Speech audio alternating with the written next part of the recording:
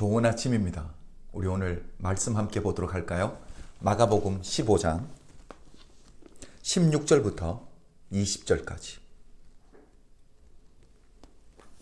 군인들이 예수를 끌고 브라이도리온이라는 뜰 안으로 들어가서 온 군대를 모으고 예수에게 자색 옷을 입히고 과시간을 엮어 씌우고 경례하여 이르되 유대인의 왕이여 평안할지어다 하고 갈대로 그의 머리를 치며 침을 뱉으며 꿇어 절하더라.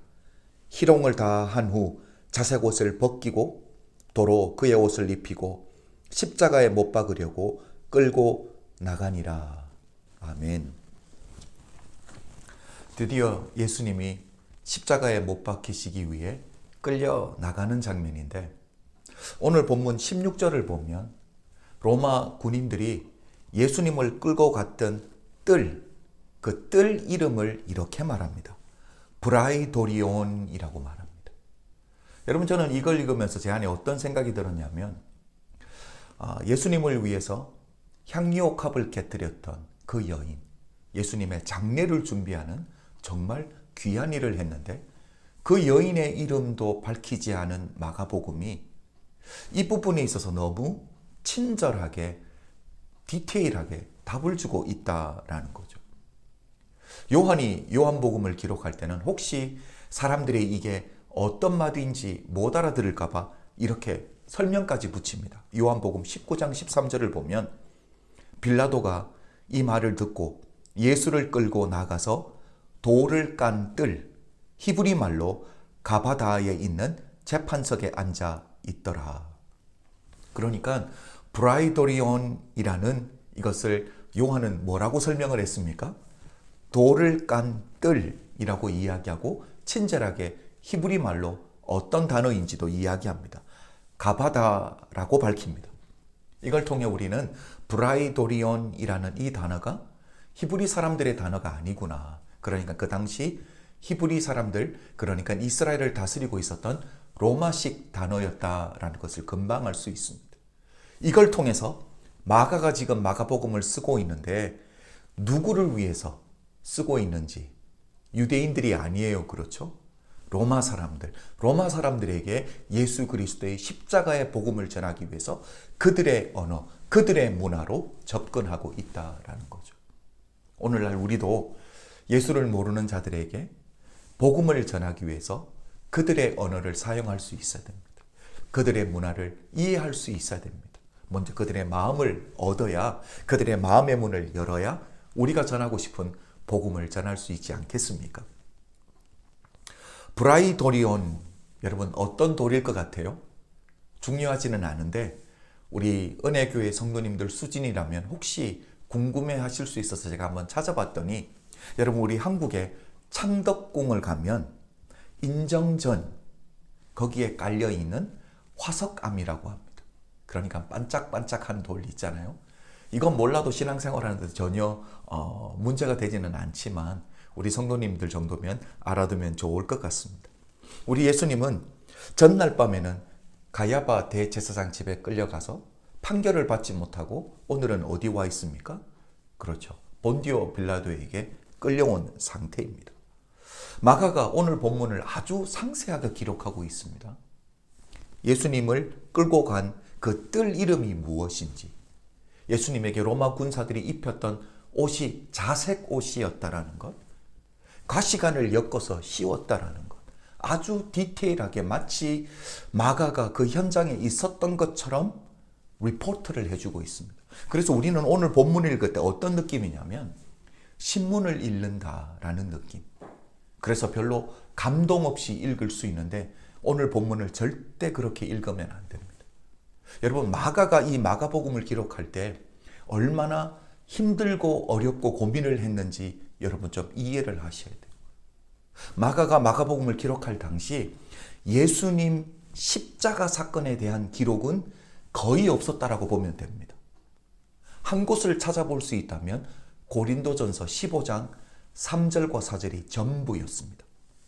제가 한번 읽어볼게요. 내가 받은 것을 먼저 너희에게 전하였노니 이는 성경대로 그리스도께서 우리 죄를 위하여 죽으시고 장세 지난 바 되셨다가 성경대로 사흘 만에 다시 살아나사 이게 전부였습니다. 여러분, 로마 식민 통치 아래 있으면서 보도 통제를 받던 시대였습니다. 그러니까 이 로마 통제 아래서 반란을 일으키다가 십자가에 못 박혀 죽은 사람들에 대한 이야기들을 편하게 나눌 수 있는 시대가 아니었다는 거예요. 특히 우리 기독교 언어로 메시아로 오신 예수 그리스도, 죄가 없으신 분이 로마에 의해서 죽임을 당했다, 이런 이야기들을 편하게 할 수 있는 시대가 아니었다라는 거죠. 그래서 그 당시 이 예수님에 대한 이야기, 특히 예수님과 십자가에 관련된 기록이 전무했다라고 생각하면 됩니다. 여러분, 마가가 마가복음을 기록할 때 마가복음이 사복음서 중에서는 제일 먼저 기록된 거 아시죠? 마가복음이 기록되기 전에 고린도전서가 약 10여 년 전에 먼저 기록되었는데 그 사이에 예수님의 십자가에 대한 이야기가 기록된 것이 하나도 없습니다. 그 당시는 아무래도 양의 가죽에다가 기록을 하다 보니까 쉽지도 않았겠죠. 이게 언어로, 그러니까 구전으로만 전해 내려오는 이야기였습니다. 여러분, 마가는 지금 고린도전서 15장 3절과 4절 하나, 그리고 구전으로 내려오는 이야기들을 가지고 마가복음을 써내려가고 있는 거예요.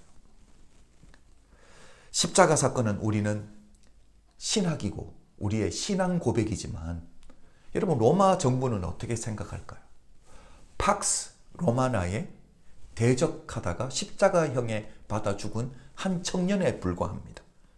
여러분, 이걸 통해서 로마가 보여주고 싶은 게 뭐예요? 뭐가 진실이다, 뭐가 사실이다, 뭐가 옳고 그르다, 이 기준이 중요한 게 아니에요. 로마에 대적하면 짓밟아 버린다. 그러니까 힘이 곧 정의이다. 이걸 보여주고 있는 거죠.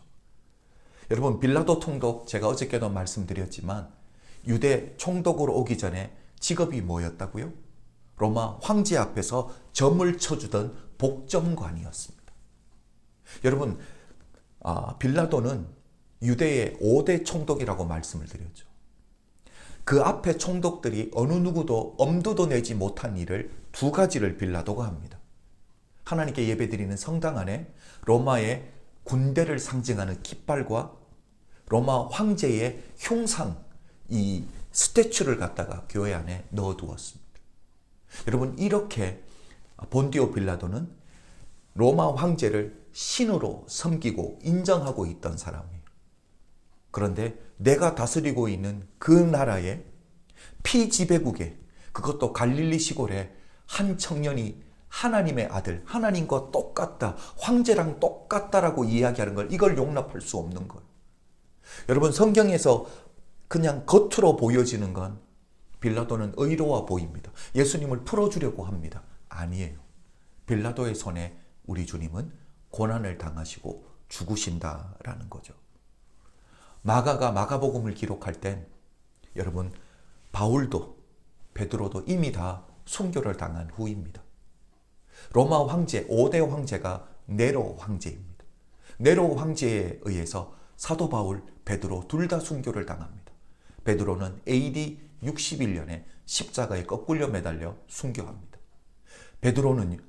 바울은요, AD 68년에 참수형, 목이 잘려서 순교를 당합니다. 마가가 마가복음을 기록할 당시는 AD 70년경인데 내 신앙의 아버지라고 할 수 있는 베드로, 내게 예수님과 관련된 이야기를 해줄 수 있는 베드로도 없습니다. 내 신학의 기초가 되는 바울 사도도 없습니다. 그런데 마가의 의무가 뭡니까? 로마 시대 때 수많은 사람들이 십자가형에 달려 죽었는데 예수의 십자가는 그들과는 구별된다, 다르다라는 걸 어떻게든 증명해 보여야 되는 거예요. 바울의 신학을 가지고, 베드로가 전수해 주었던 이야기를 가지고, 이 기초를 가지고 예수의 십자가가 무엇이 다른지를 증명해 보여야 되는 거죠.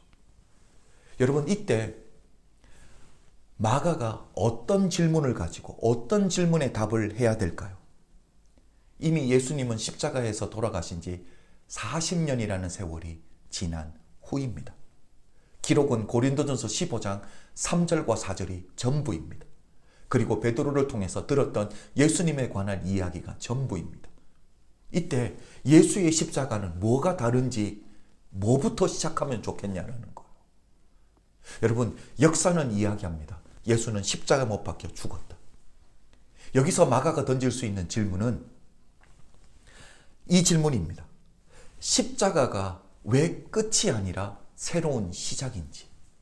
모든 사람은 십자가형에 죽고 끝났습니다. 그러나 예수님은요, 부활하셨다라는 거예요. 여러분, 이게 다르다라는 거예요. 예수 믿는 우리도 똑같습니다. 우리도 인생을 살다 보면 고난이 있습니다. 실패가 있습니다. 어려움이 있습니다.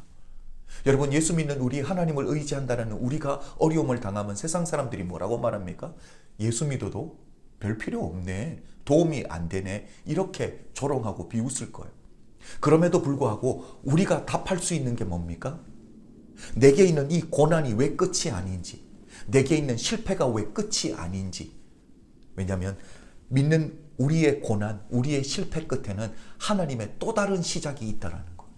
예수 그리스도의 십자가가 죽음으로 끝나는 게 아니라 부활로 새로운 시작이 시작되듯이 예수 믿는 우리의 고난은 끝이 아니라 우리가 연단을 통과하고 나면 정금같이 나오고 새로운 세계가 시작되는 그 은혜를 우리가 경험해야 됩니다. 그 은혜를 우리가 나누고 살아야 돼요. 저는 우리 은혜교회 모든 성도님들이 끝이 아니라 그리스도 안에서 새롭게 시작하는 삶을 세상 사람들에게 보여줄 수 있는 믿음의 산 증거가 되시길 주님의 이름으로 축복합니다. 기도드리겠습니다. 아버지 하나님, 감사합니다. 오늘도 우리 사랑하는 성도님들이 이 땅 가운데 살아드릴 때 하나님, 우리가 하나님의 자녀라는 산 증거를 삶으로, 열매로 보여줄 수 있는 예수의 사람들 될 수 있도록 축복하여 주시옵소서. 예수 그리스도의 이름으로 축복 기도드려사옵나이다. 아멘. 사랑하는 성도 여러분, 저는 내일 아침에 다시 말씀을 가지고 여러분 찾아뵙도록 하겠습니다. 사랑합니다.